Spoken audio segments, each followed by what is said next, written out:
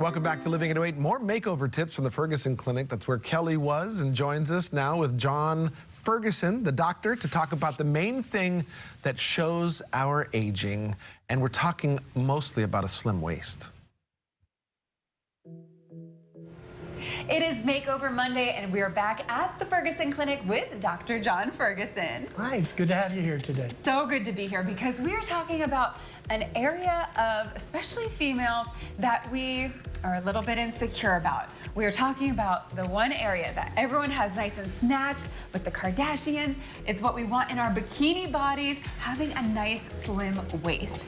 It is definitely one of the most common issues that people come in for. Right, and when they do come in, what can be done about improving your waist? Well, there's multiple ways of treating it, and it ranges anywhere from non-invasive all the way to surgery. But I like to look at three things when somebody comes in with their belly. I like to look at their skin. How lax is their skin? What's the underlying integrity to it? Do they have stretch marks? Is it hanging down? Do they have an apron? And I like to look at the fat content. If there's a minimal amount of fat, then there's a minimal amount of treatment. If there's a lot of fat, then we have to be pretty aggressive with it. And then the muscle. The underlying muscle, or the rectus abdominis muscles, is often overlooked, but it is a very important aspect when it comes to the overall shape and aesthetics of the waist. Okay, and you mentioned apron. I've never heard that term before, but if someone does have an apron or any of the other skin issues, how do you treat the skin problems? Well, it ranges anywhere from non-invasive to surgery. If it's just a little bit of skin and there's not too much stretch marks, or even better, no stretch marks at all, we can tighten that skin with deep dermal heating, which is a non-invasive way of really causing more collagen in the skin, which helps tighten it. Sometimes there's a little bit more skin in there, or there's an underlying layer of fat that we need to treat. And with our laser lipolysis, we can also get that deep dermal heating at the same time as removing fat. And that's a pretty minimally invasive procedure. Sometimes you just gotta cut the skin out. And when I think of waist, especially nowadays, it seems like fitness models are so in, and being fit and toned. And when it comes to being toned, at the end of the day, you have to build some muscle as well. So how do you treat the muscle itself? Well, obviously, the best is exercise. Right. But sometimes exercise isn't enough. Sometimes it's hard to do exercises. You got a bad back, or your arms aren't working properly, or your legs. And you just can't get the exercise that you want. We actually have a device, our Evolve device, that can actually help tone the muscles. Oh, wow. It's like doing a couple thousand crunches in about 20 minutes. Oh, hook me up right now. Let's do it. So that's one of our non-invasive ways of treating the muscle. Unfortunately, when you've had babies or you've had a really large weight change, you develop something called diastasis recti, where the connection between the two muscles have spread. No exercise is going to fix that. All you can do for that, just sew the two edges of the muscle together with a tummy tuck. Okay. Oh, so that's done at the same time. Yeah, that's always done at the same time. Interesting. And then how long do procedures like these take? Well, it really kind of depends.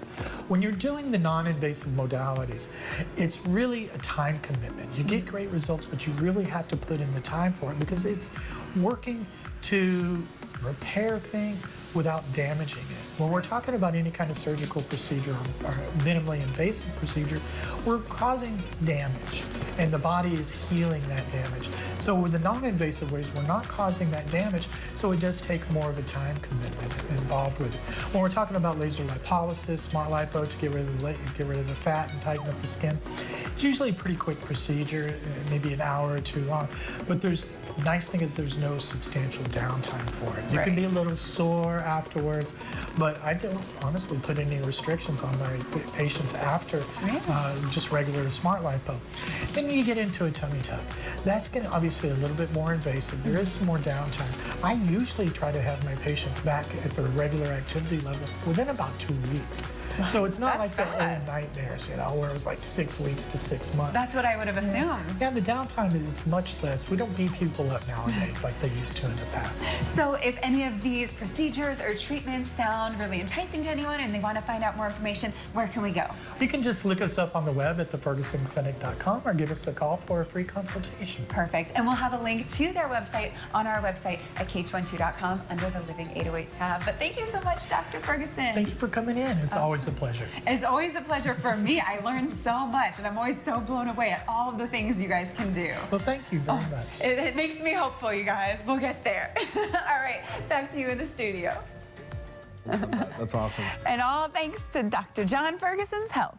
So there's this thing going around on Instagram where people, like it's a reel, I guess, where people pinch somebody and then you hear the piggy squeal. Kind of feeling like that now, too. I might have to give Dr. John a call. Yeah. Anyway. Those before and after photos are like, wow, because, you know, as he says, you know, you have to exercise. It's the best thing. But if not, there are, you know, things that can be done. And I'm lazy. You know, I don't always have all the time in the world for exercise. I'm like, Sometimes you feel like you reach the point where you can't get this it. all didn't used to be here. Oh, okay. Too much poke at the Poke Fest. Or too much rice with the poke. I have to say, that was the problem. I'm sorry, I got to argue with you on that one. There's never too much poke. And I put that phrase to the test because, my goodness, it is delicious.